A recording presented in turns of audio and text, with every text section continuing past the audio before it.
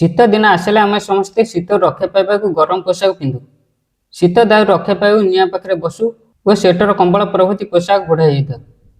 शीतुआ राति बाहर बेसी चलप्रचल करने बंद कर दे किंतु बाहर रोथुवा पशुपक्षी शीतर किपर रक्षा पाती कौन शीत सामग्री व्यवहार नक शीत दिन कटाई था।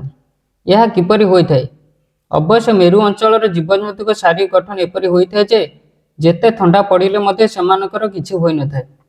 किंतु गरम वायुमंडल जीवजंतु मैंने किपर शीत रक्षा पाती ताहा बेले बेले आम मन प्रश्नवाची सृष्टि करें। पशुपक्षी मैंने शीतर रक्षा पाइबा बहु उपाय अवलंबन कर सबुठार विस्मयकर कथा होची प्राणी मानकर शीत निद्रा। ए शीत निद्रा पुणी कौन बोली जदि भाव्या तेज शीत निद्रार सरल अर्थ होची शीत दिन हेले पशुपक्षी मैंने मास मास धरी बिना खाद्य पानीय और बिना कौन कार्यकलाप मास धरी जाते निद्रा को बुझाते। यह समय पशु मैंने कौन खाद्य खाती कि जल ग्रहण करती केवे बाहर को बाहरती। आश्चर्यर कथा से हृदस्पंदन अस्वाभाविक कमी जाई प्रति मिनिट थरे किंबा दुई थर को चली आसी थाए। एपरी होता है किपर? यार वैज्ञानिक कारण कौन? ए संपर्क गवेषक मैंने कौन कहते?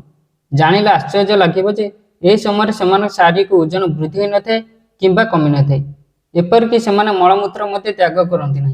ए संपर्क गवेषक मैंने कहते जे शीत दिन तापमात्रा अस्वाभाविक कमी और दिन छोट हो पशुपक्षी मैंने बुली बुली खाद्य संग्रह कर नाना असुविधा हुए और खाद्य संकट देखा जाए जहाँफल पशुपक्षी शरीर एक प्रकार हर्मोन परिवर्तन होता है एवं पशुपक्षी रक्त कणिकार परिलक्षित होता है एक प्रकार उपादान जहाँ HIT बा हाइबरनेशन इंडिकेशन ट्रिगर बोली कहुए जहाँ सरल भाषा शीत निद्रा आरंभ कराइबार कर्ता बोली कहुए।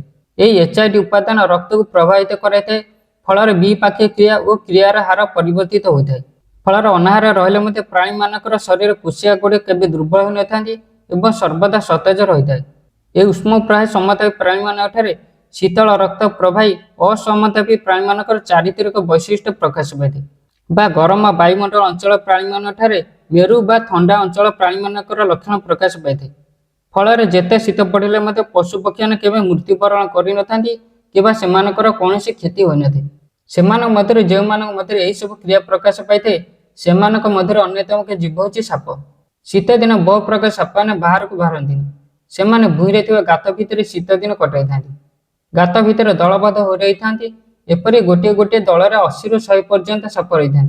से मास मास धरी यहीपर रही था। अन्य एक जीव हूँ बादुड़ी। बादुड़ी माने शीतकाल रक्षा पाई बड़ बड़ गछर पुरट भितर निजक लुचाई रखी था। शीत दिन बादुड़ी मान हृदस्पंदन आश्चर्यजनक भाव कमी जाए।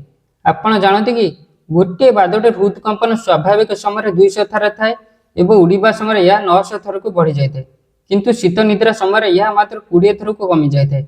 शीत ऋतुरे मरुभूमि कंच बाली गात खोली मास मास धरी रही है। एपरिक 6 मास पर्यंत मत बिना कौन खाद्य और पानी रही पारे। उत्तर अमेरिकार किसी विशेष प्रजातिर पक्षी मैंने शीत दिन आसिले गछर गंडी बा कौन उपयुक्त स्थान निजक लुचाई रखी था। से एपरी गभीर निद्रा शुअंती जे से हलाइले उठती ना। शीत दिन गुंडुची मूषा किंतु सबुठार भिन्न और बुद्धिमान कार्य करते।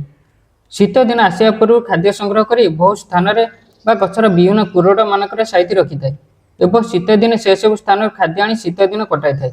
शीत दिन प्राणी मैंने यहीपरि शीत दिन कटाई था। यह प्रकृतिर एक विस्मयकर कथा अटे।